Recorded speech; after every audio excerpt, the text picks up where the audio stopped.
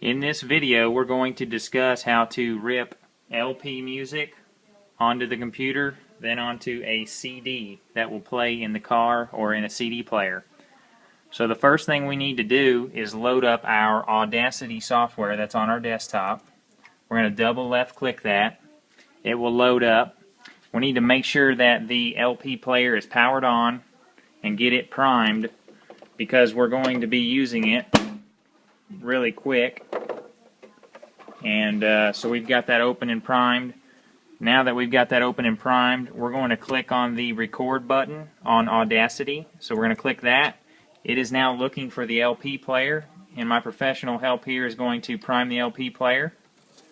And there we go. We are now gathering music from the LP player, and we are recording it onto the computer. Now I want you to pay careful attention to this moving time bar here. So this is going to tell you how much time you're recording on the LP, and you need to be very conscious and kind of babysit this whole process to make sure that you're not just recording dead noise, that your LP record hasn't quit and you're just recording dead noise. You can also, as long as you keep it under 80 minutes, you can take your LP, and when the first side has played out and recorded on the computer, you can take your LP and flip it and begin recording the second side by simply flipping it and putting the needle back into position. You won't need to modify anything on the computer, as it will still be recording. Now, for purposes of this demonstration, we're going to pretend like the entire LP has been recorded to the computer, and we are going to stop the recording. And again, this will be a process you'll have to kind of babysit to make sure you don't have too much recording on the computer of just blank white noise, and just kind of make sure you're recording only the LP. So let's pretend like the LP has stopped on side 2. We're going to hit the stop button up in the top left of the computer, and then what we're going to do is we're going to click on File, and then we're going to go down to Export, and then we're going to make sure this Save As type is set to MP3 files, and then we're going to make sure we're on the desktop, and we're going to name our particular file, which is the entire LP. So we're going to call this one, we're going to pretend like we just ripped Elvis Presley, and then let's say the LP was called Vegas.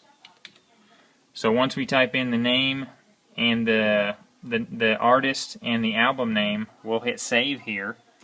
That's going to save this file onto your desktop. It'll prompt you for a little bit more information about the artist. You don't have to fill any of that out. You can simply click OK, and then you'll have a little progress bar that will export the file, and it could take some time for a larger file. Now that we're done exporting, we're going to click on the X up in the top right. It's going to ask us to save before closing. We're going to hit no because we just did. Now we're going to find our file on the desktop. In this case, it is Elvis Presley Vegas. We're going to right click on that file. We're going to hover over Send To. Then we're going to click on DVD RW Drive, and that's a left click. Now we're going to click on left click Burn to Disk right here, and then we're going to insert a blank disk into the DVD drive, and we're going to push the drive back in. Now once we enter that blank disk, we're going to hit Next.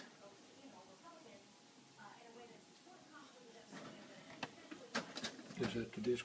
Apologies, that disk was not blank. And we're going to enter a second blank disk. Now once we enter this blank disk, the computer will automatically read it and take us to the next step. So it's reading it right now. Okay, in this next step it's saying, hey, do you want to name your disc? If you want to name it, you can do so here and call it Elvis Presley Vegas. I normally don't name mine, but you're welcome to.